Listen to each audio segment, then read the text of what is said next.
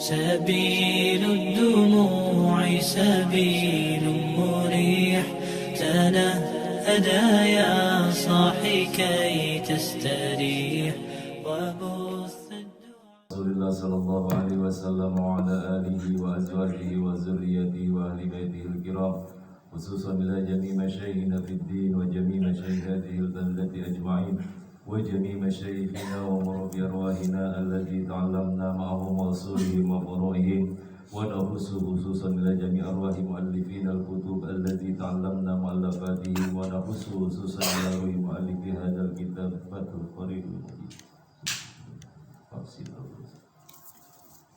رسولهم وفروعهم، أن الله تعالى يولي درجاتهم في الجنة ويعيد علينا من بركاتهم وأسرارهم وأنوارهم وعلومهم ونفحاتهم في الدين والدنيا والآخرة. الفاتحة. أعوذ بالله من الشيطان الرجيم. بسم الله الرحمن الرحيم. الحمد لله رب العالمين الرحمن الرحيم مالك يوم الدين، إياك نعبد وإياك نستعين، اهدنا الصراط المستقيم، صراط الذين أنعمت عليهم غير المغضوب عليهم ولا الضالين. آمين. بسم الله الحمد لله رب العالمين، وبه نستعين على أمور الدنيا والدين، والصلاة والسلام على أشرف الأنبياء والمرسلين سيدنا ومولانا محمد وعلى آله وصحبه أجمعين. أما بعد فعبادي الله وإياكم أجمعين، اللهم اجعل هذا اجتماعا تاما خالصا مخلصا لوجهك وسببا لنيل مرضاتك بجاه سيد المرسلين وإمام المتقين سيدنا ومولانا محمد وعلى آله وصحبه أجمعين، والحمد لله رب العالمين. قال المؤلف رحمهم الله ونفعنا به وببركة علومه في الدارين آمين. قال: بسم الله الرحمن الرحيم. والرابع مسح بعد الرأس من ذكر أو أنثى أو خنثى إلى آخره. Alhamdulillah wa syukurillah, puji syukur kehadirat Allah Subhanahu wa taala. Malam hari ini kita bisa melanjutkan lagi kajian kita dalam fan ilmu fikih, dan malam ini kita lanjutkan masih bab tentang rukun wudu atau fardu wudu. Sudah kita jelaskan 3 fardu wudu. Yang pertama niat, yang kedua membasuh wajah, dan yang ketiga membasuh kedua tangan. Ini aktivitas kita sehari-hari, tapi tidak ada ruginya kita mengkaji ulang lagi tentang bagaimana wudhu kita, karena ternyata dalam prakteknya masih ada di antara kita wudhu itu masih belum sesuai dengan syarat yang telah berlaku. Selanjutnya kita lanjutkan bahasan tentang fardu wudhu ini. Bismillahirrahmanirrahim. Warrabi'u mashu ba'dir ra's. Dan adapun yang keempat yaitu mengusap sebahagian kepala. Ai basyaratir ra'si, tegasnya mengusap sebahagian kulit kepala. Min zakarin, baik laki-laki, au unsa, atau itu perempuan, au khunsa, atau bencong, banci.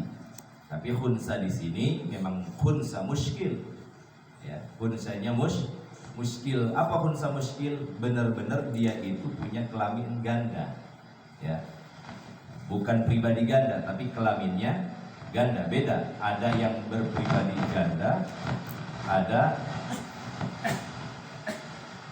yang berkelamin ganda. Yang berkelamin ganda khunsa namanya, bencong atau banci itu. Ada yang berpribadi ganda, itu namanya biseksual nantinya misalnya, ya. ACDC kalau bahasa orang sekarang.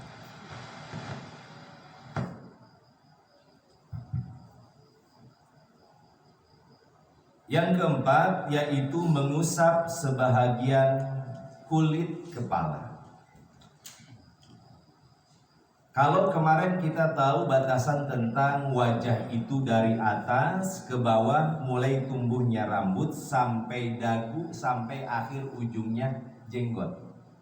Ya. Jadi bukan sampai dagu doang, tetapi dagunya dibawa ke sini sampai tumbuhnya jenggot kan di sini nih kita. Sampai sini bawa jadi dagunya tuh. Makanya di sini kalau ini diginiin nih sama kita biar dapat. Jangan di sini doang. Karena nanti dagunya belah sini, bagian dalamnya nggak dapat. Bukan sampai dagu, beserta dagunya sih. Apa namanya tulang geraham kemarin itu. Nah, terus lebarnya dari pentil ini kuping sampai pentil kuping sih dapat. Jadi jelas ke sini nih. Ke atas dari sini ke sini sampai sini. Jadi kalau basuh mukanya cuma depannya yang begini, ini jelas tidak sahnya. Tuh. Yang keempat sekarang adalah membasuh atau mengusap, beda. Kalau membasuh kita bawa air, ya. Kalau wajah ghuslul wajhi.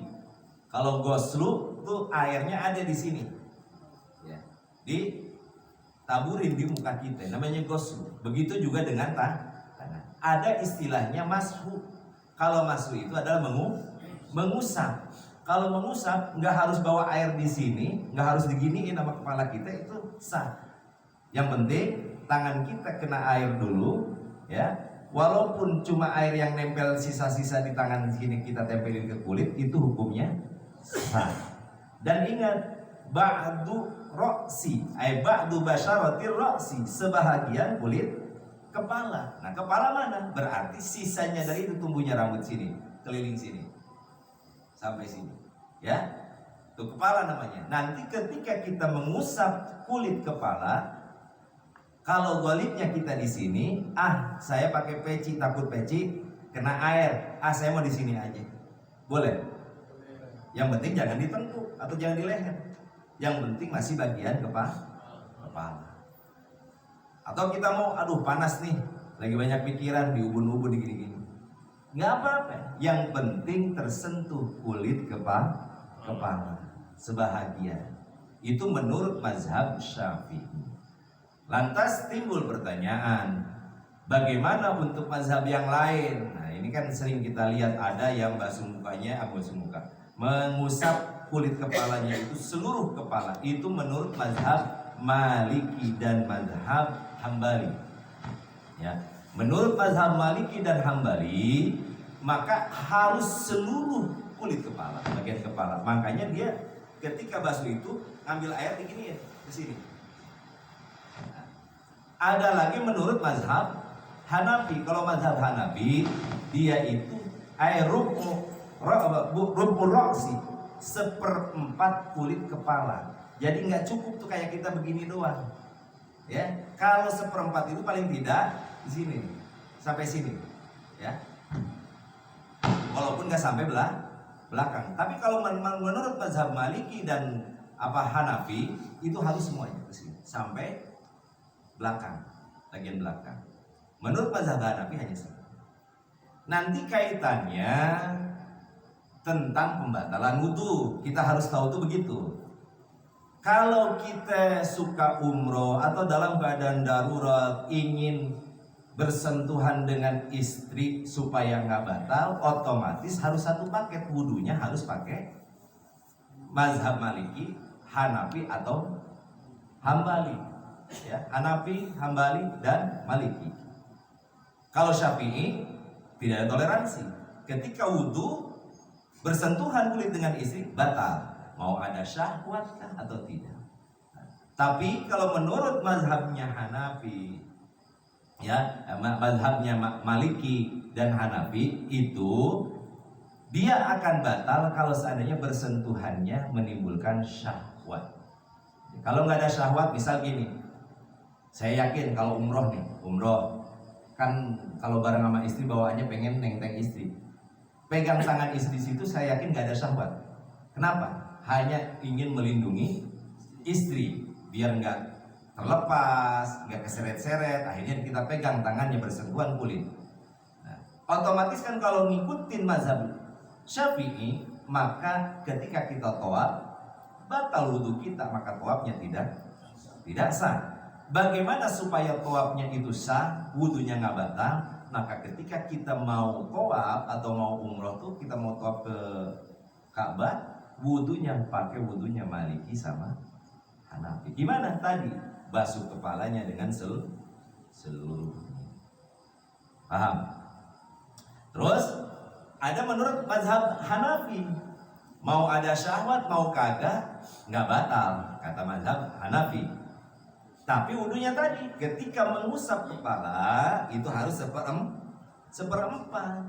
Lah ini kita wudunya mazhabnya mazhab Syafi'i. Wudunya ketika basuh kepala begini doang. Giliran pembatalan pakai mazhab Imam Malik atau Hanafi. Yang nggak nyambung. Nanti ketika didakwa sama Allah nanti di akhirat, gitu. Kamu kemarin umroh kagak sah. Oh enggak, saya sah. Begini tuh berdakwah. Kata malaikat, iya benar betul. Fatwanya begitu. Tapi kamu itu berwudu alanya Syafi'i. Tapi pembatalan ngambilnya Maliki. Kata Maliki, saya nggak terima. Wudu kamu nggak sah kalau begitu. Kata Maliki berarti nggak punya wudu tetap. Kata Syafi'i, iya wudunya betul, tapi kamu bersentuhan kulit, batal wudu kamu. Tuh begitu pentingnya kita ngaji. Ya. Jadi warabi'u mashu ba'dir ra'si min zakarin au unsa au khunsa. Mau laki-laki, mau perempuan, mau banci sama. Makanya perempuan tempat wudunya terpisah, tertutup. Kenapa? Karena ketika wudhu begitulah mengharuskan membuka aurat, paling tidak rambutnya ini ya terlihat. Makanya ada perempuan yang kadang-kadang di sini doang, ini yang nggak mau dibuka. Ya, jadi sesuatu ingin menutupi aurat biar nggak kelihatan. Satu sisi dia wudhu nggak sah. Kenapa? Karena bukan kulit kepala yang dibasuh, hanya jidatnya doang. Jadi bagaimana? Ya harus benar-benar, berarti tempat perempuan itu harus tertutup. Kalau di tempatku mau di masjid, makanya perempuan itu dianjurkan di masjid. Gitu. Perempuan itu dianjurkannya tetap di rumah. Laki-lakinya yang ke masjid, dan itu disunahkannya sunnah muakkad. Makanya kalau laki-laki di rumah mulu, ya berarti dia kepribadiannya seperti perempuan. Gitu.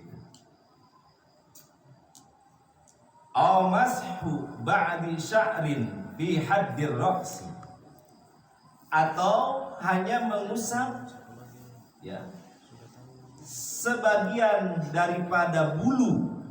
Nah, kalau bulu dari sini rambut ya, kalau di kepala rambut bahasanya. Sebahagian daripada rambut di dalam batasan kepala. Ya. Nah, di sini dalam syarahnya ketika berbicara tentang masalah rambut, ini menurut mazhab Syafi'i tidak cukup. Kenapa? Karena rambut doangan, nggak sampai dengan kulit kepala. Karena yang menjadi sah tidaknya itu adalah bagaimana mengusap kulit kepala. Jadi harus tembus, bukan diambil rambutnya digini-gini doang, ya, atau digini-gini doang. Ya, atau yang panjang di sininya doang, nggak bisa. Nah.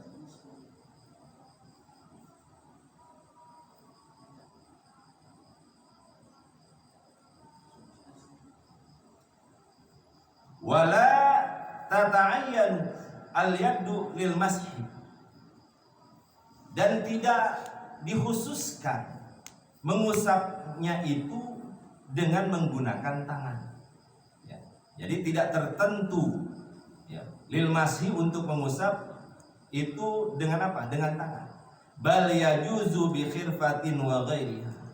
Akan tetapi boleh menggunakan lap, kain lap, wa ghairiha atau lainnya. Ya. Jadi kalau seandainya kita punya tisu, mohon maaf tisu gitu. Tangan kita mungkin di sini apa namanya? Basah. Kena luka. Takutnya kalau seandainya kita ini air, ini tangannya bekas apa pegang pantat panci kali gitu ya kan, ini pada melentung begitu kan, panas tuh apa? Kena air kan pasti aduh ngilu tuh. Ya. Akhirnya kita ngambil kain yang dibasahin terus ngusap ininya, boleh tuh pakai kain bikhirfatin. Atau pakai menggunakan kayu apa? diairin, diginiin pakai kayu, boleh nggak apa-apa, ya. Atau kita pakai bagian baju di sini, ya, diairin dulu, diginiin, boleh. Paham? Jadi nggak harus pakai tangan gitu untuk mengusap kulit ke kepala. Walau ghasala ra'sahu jaza. Kalau seandainya membasuh akan kepalanya, jaza, boleh. Gimana? Saya nggak mau ngusap, saya mau guyur aja pakai gayung, ya. Karena lagi gerah, pas giliran kepala nggak pakai tangan lagi diginiin, kagak berasa, biar adem. Saya ngambil, saya taruh aja di sini, buar gitu pakai airnya, diseborin ke kepala kita, boleh nggak? Jaza, boleh. Ngusap aja udah sah, apalagi dibasuh. Begitu mafhum. Walau wada'a yadahu al-mablulata walam yuharrikha jaza. Kalau seandainya meletakkan itu si mutawaddi, orang yang berwudu, yadahu akan tangannya, al-mablulata yang telah dibasahi, tangannya udah dikenain air, terus diletakkan tangannya ke kepala di sini, walam yuharrikha, nggak perlu digini-gini, basahin, taruh di sini, ditembusin ke kulit, taruh. Ah, gimana? Jaza, hukumnya boleh. Tapi kalau kita ragu nggak nyampe kepada kulit, jangan. Lebih baik yuharrik, digerak-gerakin, ya, biar tembus kepada kulitnya. Paham ya? Tuh, itu yang keempat tentang masalah mengusap sebahagian kulit kepala. Jadi kesimpulan yang keempat itu, menurut mazhab Syafi'i cukup hanya bagian kulit kepala, bagian mana aja, mau belakang, mau depan, mau tengah, yang penting kulit kepala. Yang nggak boleh pakai kulit sapi.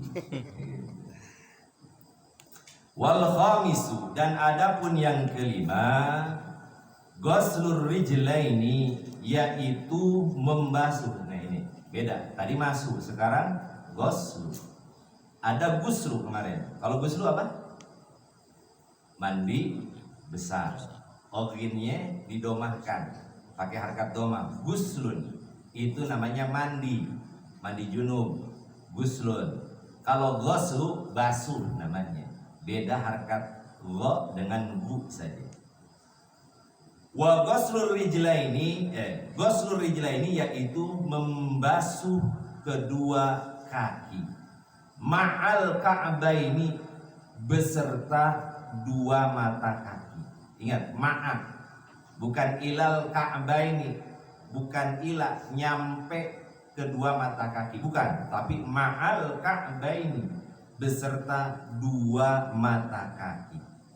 Jadi kalau seandainya kita wudu, apalagi pakai celananya sekarang udah selimintit yang begini nyetrit-nyetrit, ya kan? Takut kebasahan, cuma digini-gini depannya doang, itu nggak sah. Belakangnya apalagi di sini banyak tuh saya perhatiin yang wudu asal-asal digini-gini aja kaki tuh, ya, dipancur di keran, digini-gini, belakangnya kagak, ininya kagak, mata kakinya itu kagak sah.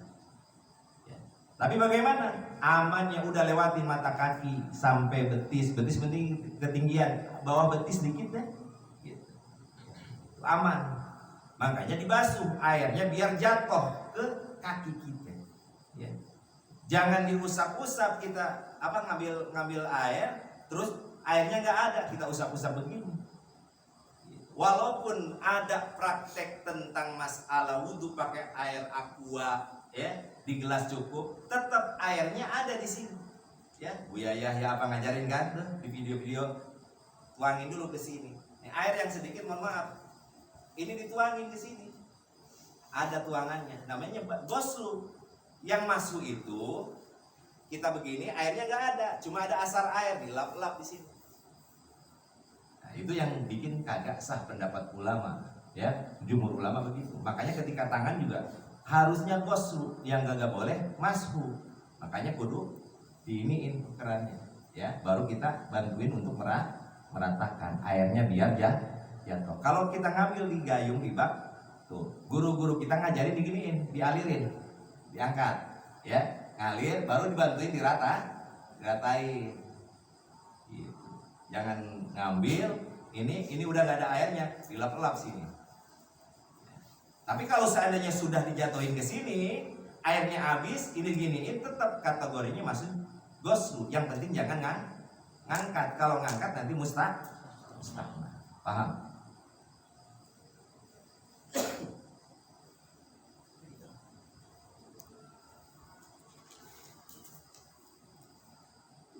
In lam yakun al mutawaddi'u labisan lil khufaini. Kalau keadaan orang yang berwudu itu ya itu memakai dua khuf itu sepatu kulit, tapi bukan sepatu kulit yang buat apa tentara atau polisi, bukan. Kaos kaki bentuknya, tapi dari kulit. Kulit kan agak tebal, agak kuatan tuh. Ya, kalau seandainya ini mau beli, ya sama kayak kaos kaki aja, kaos kaki cuma dia itu pakai kulit ada sletingnya. Itu namanya khuf namanya. Untuk apa? Ngangetin kaki. Kan biasanya kalau musim dingin, ya, tuh dingin itu nyelesepnya ke sini kan, ke kaki, ke kuping kan gitu. Nah kaki itu biasanya dibungkus. Kalau kita pakai kaos kaki, kalau kaos kaki nggak boleh tuh diusap doang kan. Kenapa? Kaos kaki itu bisa nembus air. Kalau kulit kan nggak nembus air. Kulit asli makanya nggak nembus air.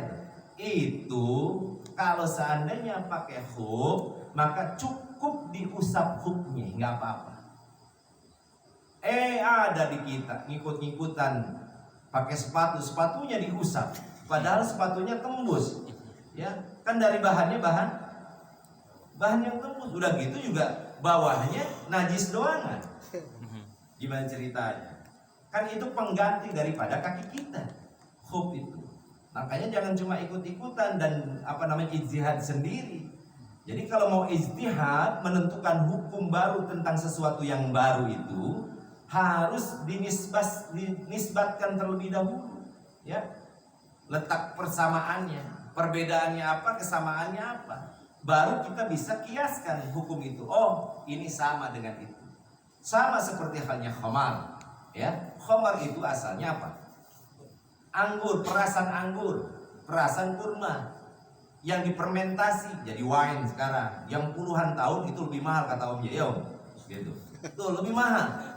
Sekarang yang begitu orang nggak pakai, apalagi orang kampung pada mabok belagu doang, kan begitu. Pengen mabok, akhirnya minuman yang beralkohol. Bagaimana? Dikiaskan dulu di situ. Oh, ketemulah hasil daripada penelitian dan nyatanya seperti itu. Ini memabukkan, membuat orang nggak sadar dan sebagainya. Maka dia pun termasuk dalam kategori khamar. Itu namanya kias. Dulu nggak ada mungkin yang beralkohol seperti sekarang kan gitu. Benar-benar murni perasaan. Nah, sekarang udah zaman modern, pakainya mungkin alkohol ini dari alkohol yang terbuat dari ini, dari tumbuhan dan lain sebagainya, dari binatang juga ada. Nah, tuh seperti itu, namanya dikiaskan. Makanya kita jangan dulu menghukumi sesuatu itu, wah ini nggak ada, ya. Tetap ada kias. Kalau kita ukur sholat aja sholat, kalau mau ukur balikin sama Quran sama hadis. Quran kagak ada tuh yang namanya niatnya kudu begitu, ya. Takbiratul ihramnya kudu begitu. Di dalam hadis juga enggak sedetail yang kita laksanakan dalam sholat itu, ya. Makanya ada ijma para ulama, ahli tafsir dikumpulkan semuanya, akhirnya timbullah keputusan, ya. Oh, sholatnya Rasulullah itu seperti ini. Maka jadilah sholat kita seperti ini. Ini hasil dari mana? Kita bisa sholat hasil daripada ijtihad para ulama, yang tetap sumbernya adalah Al-Quran dan hadis. Ya. Dalam hal-hal yang lain juga sama. Jangan memutuskan ini nggak ada, nggak boleh, haram. Bukan. Ya. Al-aslu fil asya al-ibahah. Segala sesuatu asalnya itu boleh, kecuali ada dalil yang mengharamkannya. Seperti anjing, babi, ada dalilnya. Sudah jelas-jelas haram, dalilnya nggak bisa dibantah, nggak bisa diotak-atik. Oh jadi halal karena ini dibuat ini. Kalau asalnya udah haram, ya haram. Tapi kalau sesuatu itu di dalam Al-Quran tidak ketemu, ya, judi online, ya, online. Dalam Al-Quran ada nggak? Ya, online-nya aja, online. Kalau dulu mungkin judinya koprokan gitu langsung kongkong. Nah sekarang online gimana hukumnya? Gitu. Nanti dikiaskan dulu apa yang menyebabkan judi itu haram dan sebagainya. Oh ini taruhan begini, ada yang dirugikan segala macam. Akhirnya mau online mau apa, judi haram kan gitu.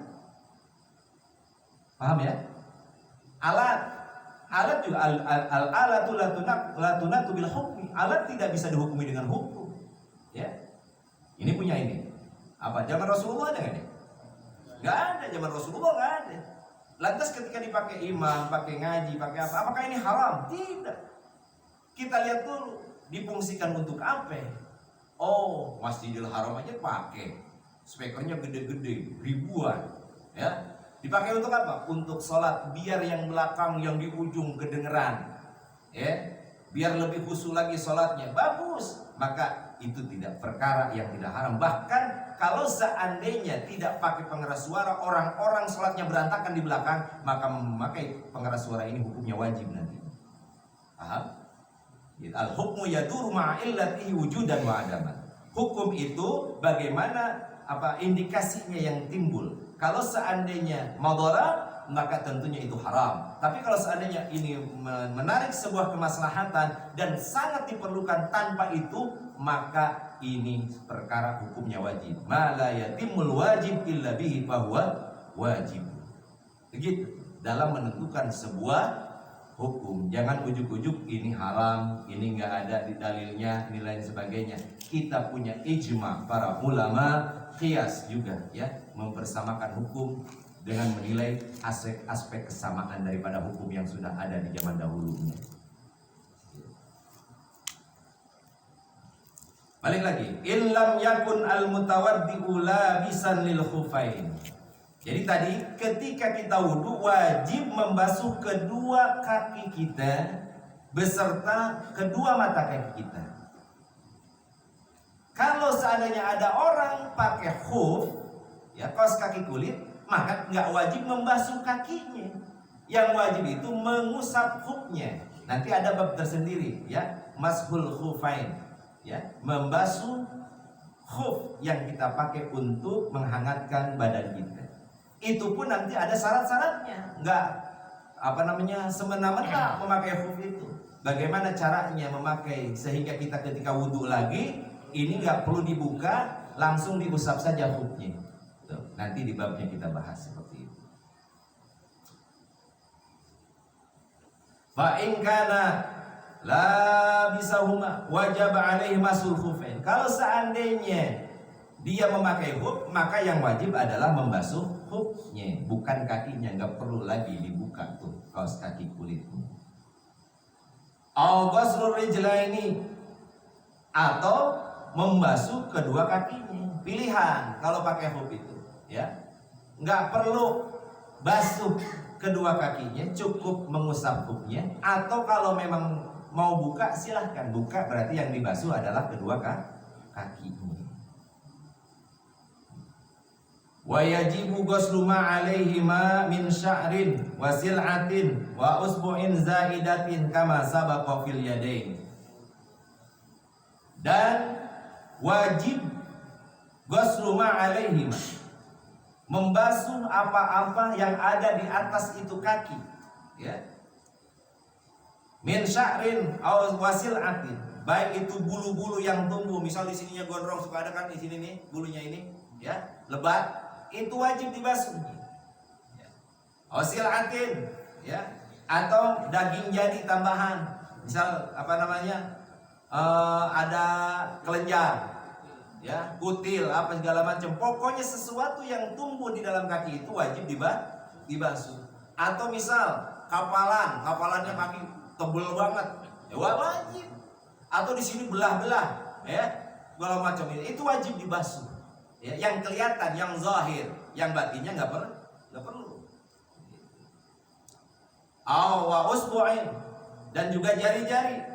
zaidatin yang bertambah, maksudnya jarinya di sini mungkin jarinya ada 10 satu kaki.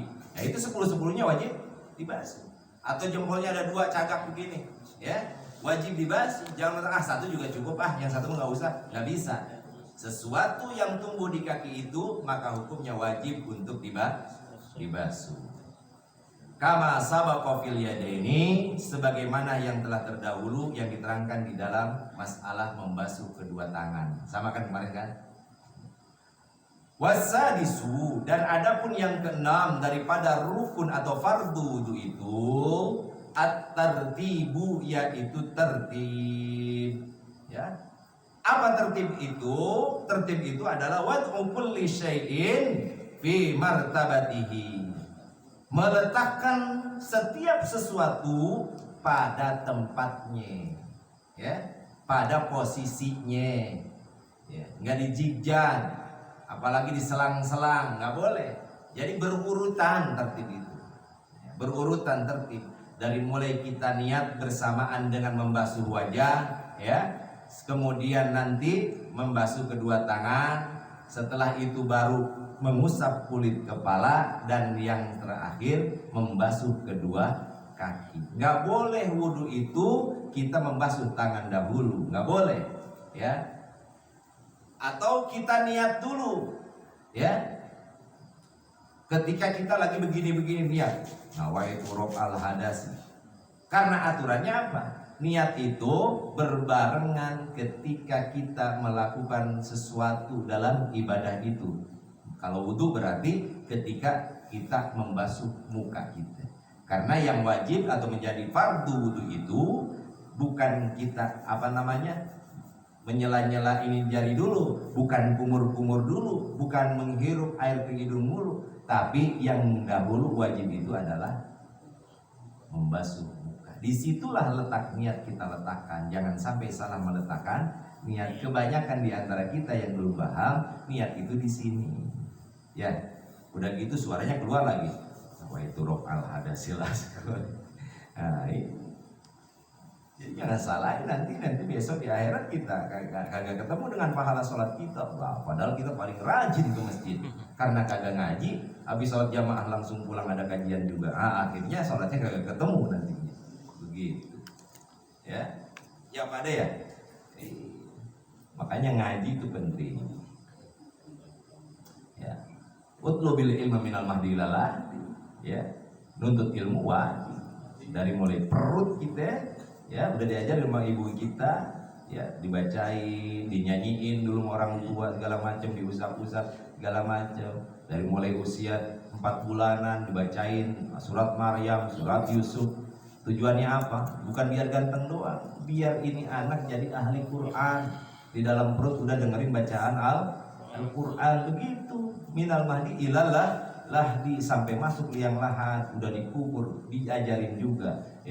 Bulan bin bulan, ya, nanti bentar lagi bakal datang 2 makhluk Allah, 2 malaikat, ya, jangan kaget, jangan gentar, nasihati sama kita, diajarin tuh. Kalau dia bertanya man rabbuka, gitu, siapa Tuhanmu, maka faqul bilisanin fasihin Allahu rabbi, maka jawab dengan lisan yang fasih, katakan Allahu rabbi.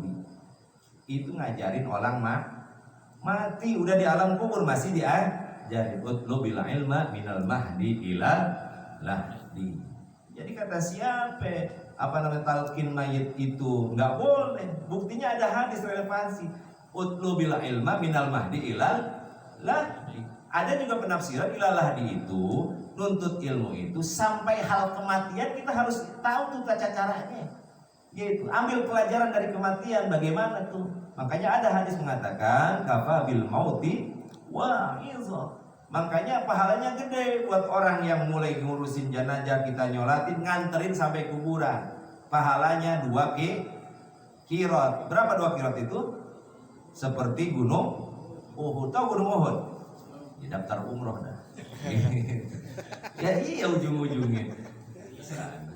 Atau daftar haji. Gitu. Tertib, ya tertib harus sesuai namanya. Tartibu fil wudu'i, tertib di dalam wudu, alama atas sesuatu, ay alal wajhil ladzi dzakarnahu, atas jalan atau aturan yang telah kami sebutkan tadi, dari mulai niat, membasuh muka, membasuh kedua tangan, mengusap kulit kepala, dan membasuh kedua kaki. Fi adil furud, di dalam bilangan furud fardu. Falau nasiat tartiba, bagaimana kalau lagi wudu karena banyak masalah gitu, akhirnya lupa. Falau nasiat, kalau seandainya lupa nih si mutawaddi, ya, at-tartiba akan ketertiban wudu. Aduh, tadi habis muka, ini udah belum ya? Kadang-kadang suka begitu. Ya, iya, karena saya juga suka ngalamin gitu, tapi nggak sering-sering juga gitu. Pernah ngalamin dah yang begitu. Ini kulit kepala udah belum ya? Gitu kadang-kadang. Nah, lupa nih sama tertib. Lam yakfi, maka kagak cukup. Bagaimana tuh kalau begitu? Ya, pas kita wudu, ya, pas bagian lengan membasuh lengan, ini apa namanya? Tadi muka udah dicuci belum? Nah, maka jangan terus dilanjutin, ya, jangan dilanjutin tangannya, balik lagi ke muka, niatin lagi dari awal, ya. Kecuali udah jelek, udah basah, udah. Atau sekarang gini, apa namanya, pas kaki, pas di akhir aja gitu. Tadi kepala udah digosok belum ya? Jangan diterusin kalau ragu begitu. Maka balik lagi kemana? Ke kepala. Usap dulu, baru kaki lagi lanjut. Karena apa? Lam yakfi. Nanti kita nggak paham tuh, nggak tertib disebutnya. Walau ghasala arba'ata a'dha'ihi daf'atan wahidatan biiznihi irtafa'a hadasu wajhihi faqat. Bagaimana kalau seandainya, ya, walau ghasala arba'ata a'dha'ihi daf'atan wahidatan, membasuhnya itu anggota wudu kan cuma 4, muka, tangan, kulit kepala sama kaki, kan gitu ya, sekaligus. Gimana caranya wudu sekaligus? Masuk kolam renang, kan? Ya nggak? Atau mandi di laut lagi liburan, nyebur, yes. Itu sekaligus kan, kebasuh semuanya. Daf'atan wahidatan. Sah nggak wudunya? Nih jawabannya, ya. Bi'idnihi irtafa hadasu wajhihi faqat. Maka yang udah dihitung dibasuh itu hanya hadas mukanya doang. Jadi belum semuanya. Tetap ketika kita masuk ke dalam kolam renang, dia ada nawaitu rob al hadasil asghar gitu kan. Pas masuk nyelam ini wajahnya di bawah. Nah, pas ini lagi belum cukup wudunya. Itu baru basuh muka. Kemudian tinggal lanjutin, ya, tangannya, kulit kepala sama kakinya. Karena di sini ada aturan tartib. Beda dengan mandi besar. Kalau mandi besar ada tartib nggak? Nggak ada. Mau dari bawah dulu, kaki dulu dicuci boleh, ya. Mau tangan dulu dicuci boleh, mau muka dulu boleh, mau malam-malam dingin, mau kepala aja dulu dah. Nawaitul ghusla, ntar badannya besok masih dingin nih, boleh, ya. Tuh kalau mandi. Jadi kalau kita nyelam di laut atau kolam renang, terus masuk, kita niatin nawaitul ghusla rafil hadasil akbar, ya, fardalillahi ta'ala. Yang penting rata tuh air ke tubuh kita, maka cukup mandi besar kita. Paham? Wallahu a'lam.